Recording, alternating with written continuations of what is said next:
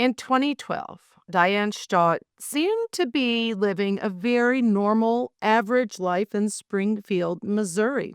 She was trained as a nurse. She was a very active member of her church, and she was the breadwinner for her family of 6. Her husband, Mark, was a local musician who played a lot, who people knew of. They liked his music, and he was responsible for looking after their 4 children. Stark described her children in this way. She said, "They're little professors. They all had their special interests, but boy, they knew everything about those special interests." But this hardworking mother would soon turn against her own family and begin to murder them one by one. The sin? Sloth. Sloth is defined as a lack of motivation and a general disinclination to work. It can also refer to a lack of concern for oneself and for others, not helping those in need, even though you could. This is the why behind the crime, the motive. I'm Ashley Willcott. I'm a Court TV anchor. I've been a judge and a trial attorney, and I would say that almost all of the cases I've seen over many years intersect with one of the deadly sins: pride, greed, wrath, envy, lust, gluttony, and sloth. The opposite of the 7 heavenly virtues. Temptations that, taken too far, become deadly. This week, we do break down the case of Diane Staudte and how the deadly sin of sloth turned this wife and mother of 4 murderous.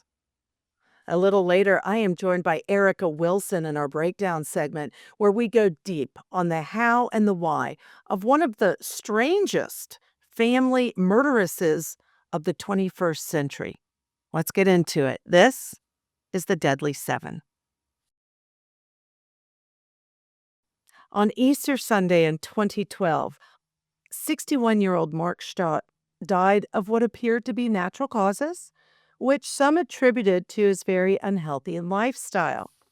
His bandmates noted that he was acting strangely on Friday night, saying that he was slurring his words, and his skin appeared to have a yellowish color. It was also noted that there was a ring of blood around his mouth at the time of his death, and that was according to the police reports. Jeff Sippy, who was a pastor at the Redeemer Lutheran Church, which is where the family went to church and was very involved, said he felt immediately like something was wrong. Here's what he said: "There was nothing in me that believed this was a natural cause." This was the very first time that this reverend spoke publicly about the Staudte case. "I didn't believe that he died of a stroke or a heart attack or in his sleep. I just didn't. There's nothing scientific. There's nothing professional about my observation. But my first words were, no way. He did not just die." 5 months after Mark Staudte's death, tragedy struck the family again when the Staudte son, Sean, was found dead after having flu-like symptoms. A ring of blood was also found around his mouth, but his autopsy ruled that his death was due to prior medical issues, including a seizure disorder, according to his autopsy report. Then in June of 2013, alarm bells started going off for the police. This was according to Detective Neil McKemus. Diane's eldest daughter, Sarah, was taken on that date to the hospital by the mother and her sister, Rachel. So at this point, you have a dead father, a dead son, and now a daughter, Rachel, being taken to the hospital. Sarah was admitted to ICU. She had a brain bleed and organ failure.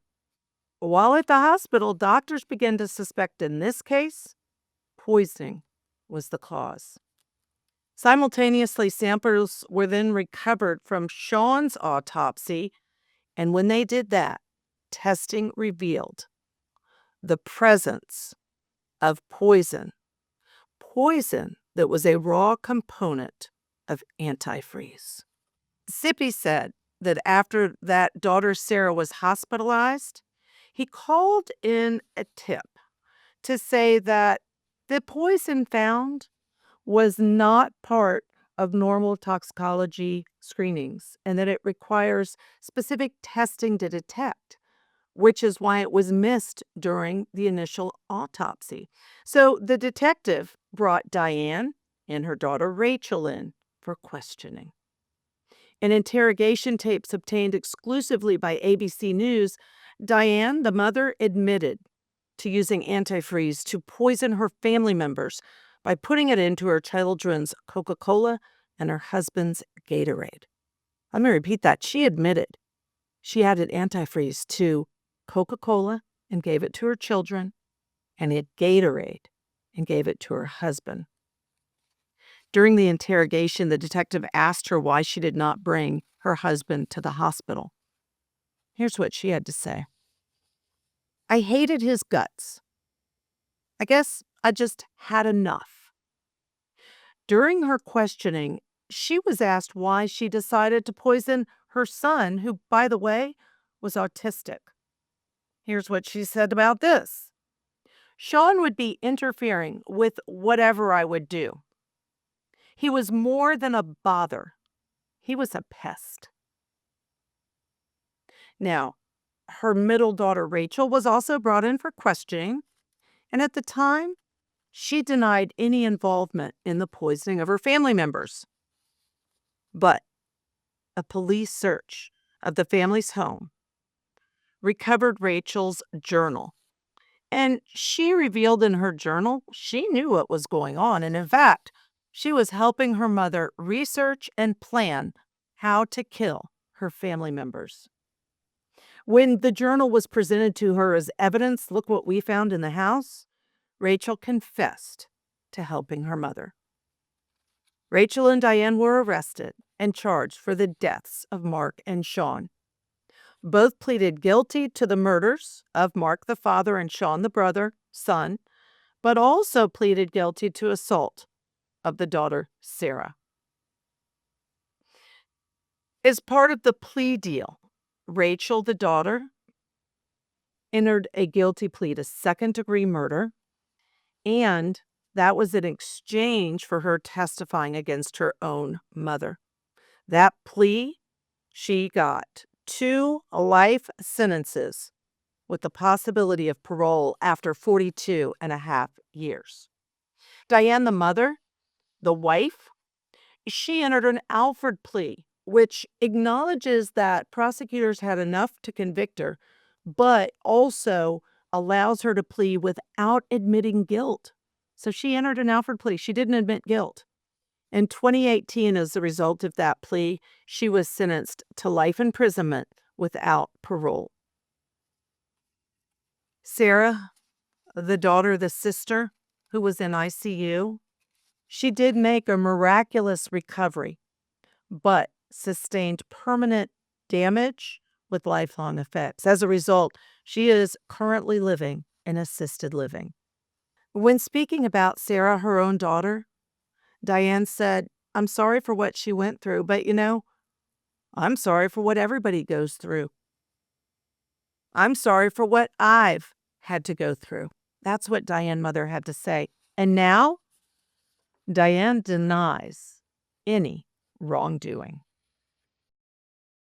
Joining me now is attorney Erica Wilson, trial attorney, civil rights attorney. I've seen Erica in court. She knows what she's doing. And Erica, this is a weird case because you have to think, how does a working mother, obviously not lazy, works her ass off to provide for a family of 6, which includes her 4 children and her husband. He's an artist, a musician, and taking care of the kids. She goes to work every day. And then she kills not just her husband, but one of her children, and then tries to kill a second of her children and enlists the help of one of her 4 children, Rachel, to help her kill her family. And Sloth, the 7 deadly sins, it's Sloth. She's lazy. She got lazy. She was done with them. She didn't want to take care of them anymore, and so she started killing them off. What the son that she killed, autistic, she described him as being a pest, a bother. She said she hated her husband. She was done with him. And if you think about it, she's been providing for him their entire marriage. I think she got lazy. So she admitted, yeah, I poisoned them. Now, she did take that back later and did not say, and said she didn't, in fact, kill them. But the reality is she was convicted for this. Tell me your initial thoughts about this really bizarre case. My initial thoughts, if ever a case were biblical, it would be this one because initially, when you're looking at it, you think Old Testament, right? Like somebody put a plague on your house, you did something, now you have a plague on your house. Because how do you explain two deaths and one near death? But in actuality, it wasn't a plague on their house. It was more so analogous to the Bible verse, the meek shall inherit the earth. And as you know, meek means weak or submissive, however you want to interpret that. And that's definitely what we see here because the only one, according to the mother, that she really favored was Rachel. And that was because she was the most productive. She was the least problematic. And so you have an autistic son, you have a young daughter who's just living her life, but you just don't want to take care of her because you don't think you can take care of her. And then you have Sarah, who you tried to kill. You're mad at her because she's got student loans and she's not working and she's problematic. And so you have this mother who is at her wit's end, is definitely sloth. You get to a point to where she's tired of working, she's tired of being the breadwinner, she's tired of taking care of everybody. And so what does she do? She starts trying to kill them off one by one systematically with the help, ironically, with her favorite daughter. The we'll call her the prodigal son, the prodigal daughter in this case. The prodigal daughter, what a great description, Erica. You're right. She was the favorite and she's going to help. And she said, no, I didn't help mom, but she journaled about how she researched and planned and how she was going to help her mom get rid of the family. And, everyone says whenever you and I are together on TV and we talk about all the true crime and the murders that happen, everybody says in a case like this, okay, Diane, why not just divorce your husband? Why not leave the family and go do your thing and let him raise the kids? Why did she have to turn to murder? There's so many other obvious solutions that aren't crimes. I ask myself that question all the time because divorce is really an easy process, but you got to wonder whether or not the life insurance policy incentivized her at least to the extent for the husband. And then once you do it once and you get away with it and you saw, cuz it was relatively easy. No questions, there was no investigation, no real autopsy. She had him cremated immediately. And so she probably figured, "Hey, this is probably the easiest, cheapest way, least problematic way for me to get rid of the ones who are causing me problems." She did it with her husband and then she did it with Sean. She only got caught when she took Sarah to the hospital. So it begs the question, you would think on the surface, well, she had a motherly moment and she felt bad and she wanted to help Sarah, but then in truth, she just didn't want another dead body in her house because she said it makes the house stink and it causes problems. And for her nightmares, she said she was having nightmares. So that was literally the only reason she showed any grace to Sarah to allow her to, I guess, to die with dignity in a hospital. I mean, it's absolutely ridiculous when you think about it, when you have this mother who is literally planning with her daughter and they had it timed out. In Rachel's diary, she's saying, listen, I'm so sad. My dad is going to be gone in a couple of months. And then shortly thereafter, Sean's going to be gone too. And so they had already enacted this plan. Like they wanted to get them off one by one. They had a death timeline that they were literally sticking to. So I think because the police made it easy for her to kind of just antifreeze is cheap, the process was quick. You put it in a Coke or Gatorade, and voila, all of your problems are solved. All your problems are solved. And I think, we cannot be reticent in not mentioning the abuse of Rachel, the daughter who was helping. Because a parent should never put their child in this position, but B, it's abusive, emotional abuse, if nothing else, to bring the daughter into the scheme, to have her research, and then a daughter saying, oh, I'm sad, I'm going to lose these people. But yet she obviously is trying to satisfy her mother and fulfill the role of the prodigal daughter that you mentioned. And I think that we can't look away from the fact that I think now she likely could have been charged with a crime against Rachel because of what she put Rachel through. Even if Rachel was an adult, I don't know, Erica, I struggle with that piece of it. It's almost kind of like the Stockholm syndrome. So we can kind of look at the mother as Rachel's captor more so than her actual mother, because what options really would Rachel have had? And then, separate and apart from that, just imagine being a child who is yearning for the affection and the attention of your mother, and then you realize, hey, I'm the favorite. I get the attention. I am the one that is liked. So therefore, I want to continue this. I want to make sure she loves me, she shows me attention, she pays me attention, and that type of thing. And so when you realize, okay, I can do that if I am different from my siblings. My brother's autistic, Sarah's, problematic. She can't work. She's got all this debt. But if I go out there, and then the youngest one, she's got to be cared for. She was, I believe, 10 at the time, so she can't be left home alone. You have to actually take care of her. So she's saying, if I'm self-sufficient, if I am productive, if I bring value to my mom's life, then I can garner favor with her. And then eventually, I guess she realized I can live, I can survive if I don't piss her off and rub her the wrong way by being what the mother considers to be lazy and unproductive. And if as long as I don't get on her nerves, I can live. So imagine having to live up under that thought, especially when you know your mom is literally planning to kill off anybody who's a problem. What do? You become the least problematic person in her life because you want to survive. And so it was really survival on her part. I mean, it's sad that she did participate in that, but I mean, you got to understand, what options did she really have when your mother is literally crazy enough to kill everybody who is irritating her, for lack of a better word, because that's literally what it was. It was just What irritation. she did. Yeah. Yeah, you're right. And so it is like a victim of domestic violence. And there's that fear, and you'll do everything to please because you're trying to survive the relationship and you're a victim and you've been groomed. And so it makes good sense to me, too, that Rachel's probably thinking, how am I going to survive? I know I'll help and I'll do all these things and I'm going to do what my mom asked and then I'm going to be okay. Really, really sad. But the mother and sloth and laziness, and I have to go back to that because, it's a lack of motivation and again, she worked her ass off, so it's not that she was lazy herself in that regard, but I think that she got lazy when she didn't wanna deal with it anymore, but I also think she got lazy in the legal process, and here's what I mean by that. She pled. She pled and got a very lengthy sentence. She chose to plead guilty and just say, "Yeah, I did it. I killed everybody." I almost think that's a lazy response too, because time and time again, we see people that refuse to plead that say, "I didn't do it," even if they clearly did, even if the evidence suggests and says beyond a reasonable doubt, yeah, they did it. They're not going to enter a plea. They're going to have their day in court. But she almost has this personality or this demeanor where I'm not even gonna bother with a day in court. I'm just gonna admit I did it, and then later say I didn't, but at the time, she said she did. Is there any laziness to that aspect of a case in your experience or not at all?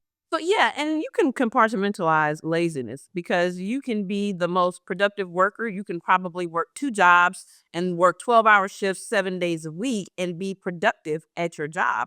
But then there can be laziness in your personal life. She was a productive professional, productive nurse, but she was a lazy wife and a lazy mother because once she got off, she didn't want to adhere to your responsibilities. How do you say to the police that you were planning to kill your 10-year-old daughter because you didn't want to have to worry about having to take care of her, just to meet this child's bare minimum needs of feeding her, clothing her, and getting her to school? So she was absolutely lazy. She had an autistic son that requires extra care. He was probably one of the most problematic children that created the most need because of his special needs. And so she was lazy when it was coming to making sure all of his needs were met and that he was thriving. So she basically just said, you know what? I'm just going to let him sit in his room. I'm not going to do anything to advance him or try to make his situation better. I'm not going to do that. You didn't help Sarah find a job. You were mad she didn't have a job. You didn't try to coach and develop her and figure out, hey, can we get your life on track? So she was the laziest of mothers. She was a lazy wife. I mean, I guess you could say maybe based on the fact that she paid the bills. I mean, but again, to me, those efforts are perfunctory. Like you got to have somewhere to live, so you're gonna pay the rent. You got to eat. You're gonna buy food. I mean, so that's like bare minimum. effort coming from her to say she gets a cookie because she was the breadwinner and they were contingent upon her for their survival, but it wasn't their survival, it's actually their demise, when you look at it. And it was probably easier for her to go to work. Let's be honest, if you have children, which we both do, there are days it is easier to go to work, no matter how stressful as trial attorneys, than to parent a child. So if you want to be lazy, some days I would suggest go to work. But she also was trained as a nurse. And so it's fascinating to me dealing with an autistic child certainly has its challenges, but as a person trained as a nurse, you would think the empathy, the compassion, and the skills to care for someone with special needs is escalated, elevated, and makes it easier to deal with that child. But yet in this case, again, it she chose to get rid of him. And she did, and it's kind of very frustrating because she is a nurse, and so especially it was very heartbreaking when she was telling the police when she changed her story and she was saying she basically knew he was drinking antifreeze, and yet you elected to do absolutely nothing, and you don't say, "Well, maybe my son's autistic, so does he know that this is not right? Like, do I tell him not to do this? Do I try to seek any other therapeutic interventions? I should do something because I'm sitting back and I'm knowingly watching my son who's autistic, who has special needs, kill himself, and you do nothing. Particularly as a nurse, because you know what antifreeze will do to a person, right? Like if anybody know, I mean, we all know because we watch court TV and all these other, so we everybody knows now how to do antifreeze. But you're a nurse, like you're specifically trained to take care of people, which that's the part that frustrates me the most. I think in truth, law enforcement gave her a pass because she was a nurse. I think when she went in with her husband and was just like, "Oh, he has these problems. This is his medical history. He had heart problems. He had this, he had that." And they were like, "Well, okay, she's a nurse. Okay, fine." Then Sean comes along. "Oh, he had seizures and this is his medical history." And, so everybody assumes you're a nurse and you're a mother and you're a wife. So certainly the nurturing component of you, the protective capacity part of you would have done something to save these people if you could have. So obviously, if they died, it had to be, not at the hands of you, but by what you're telling me because of your professional background. So I think her being a nurse helped her kind of skirt around the legal system for as long as she did.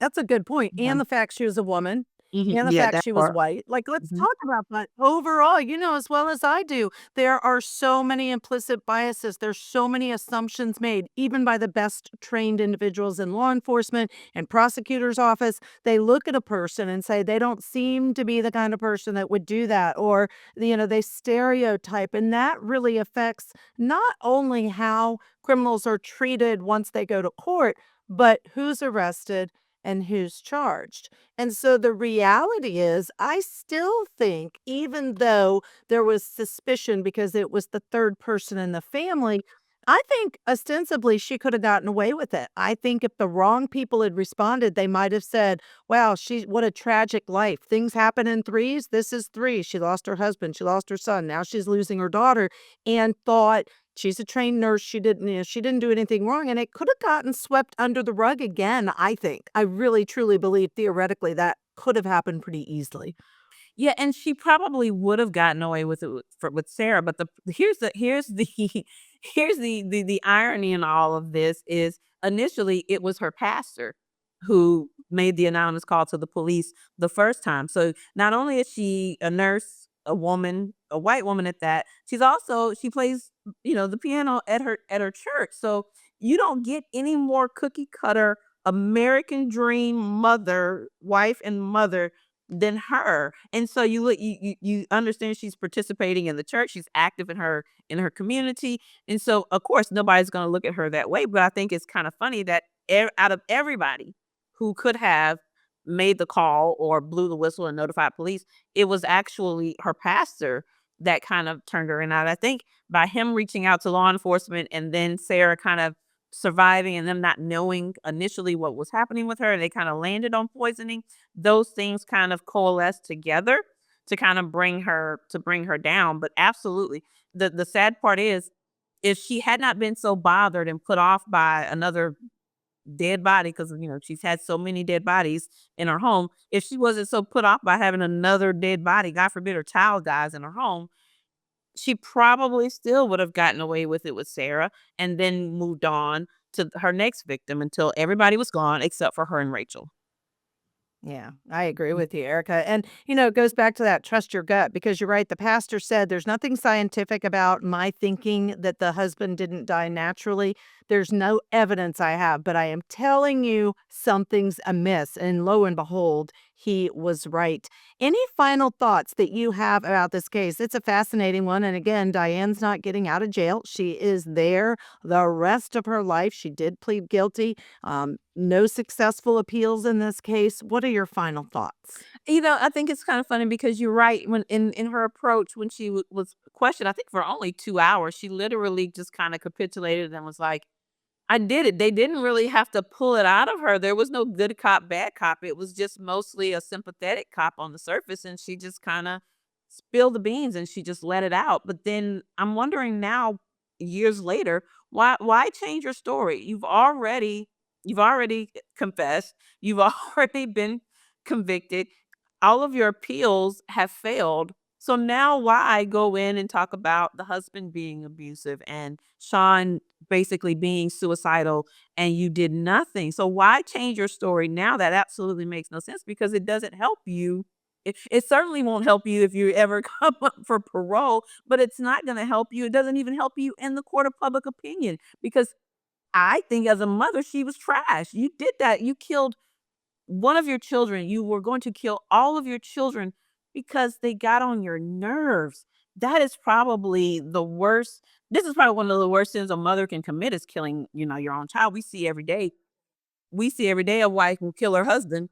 Yeah. There's just some things you don't do. And it's just like it's baffling to me how you can carry a child, birth a child that is part of you, and then you literally take their own life. So it's very sad, that it got to that part, but I'm glad that, her narcissism literally was her demise, and we're thankful that Sarah and the youngest daughter, they were able to kinda survive, although Sarah has her challenges and she has to live in a home because of the brain damage, so she'll forever live with that knowing that her mom and her sister killed her sibling and then tried to kill her. So it's a very unfortunate thing. It is. I don't consider her a mom. If you do these things to your children, then I do not think that you should be called mom or mother because, frankly, you don't kill your children. But also, I have to say this I have no doubt in my mind the reason she changed her story. Hail Mary, she went out of jail. She's there the rest of her life. I think she said, well, I really don't want to be in jail anymore. And I'll take the lazy way out and say, oh, it wasn't true. I didn't do it. And let me just get out of jail because it's easy. Erica Wilson, always appreciate you. Thank you so much for your expertise and your time and joining us today. And thank you for having me. Absolutely.